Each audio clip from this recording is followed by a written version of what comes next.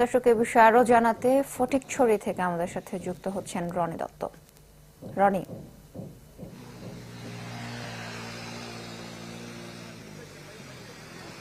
সোহেলি, আমি আজকে সকালে আমরা কয়েকটি জায়গায় অর্থাৎ ওই ফটিকছড়ি এবং হাটাজারি এই দুইটি উপজেলার বেশ কয়েকটি ইউনিয়নে আমরা আসলে ঘুরেছি। তার মধ্যে এখন আমরা অবস্থান করছি সোয়াবিল এলাকায়।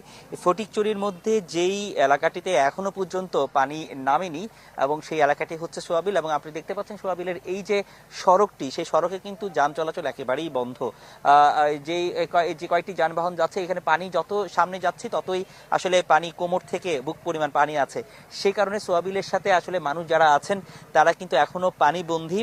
তাদের সাথে যোগাযোগের অন্যতম যে মাধ্যমটি হচ্ছে সেটি হচ্ছে নৌকা। এখানে আমরা পাশেই একটি খাল রয়েছে, সেই খাল দিয়ে আসলে নৌকা করে হালদা নদী হয়ে সোয়াবিলে যেতে হচ্ছে এবং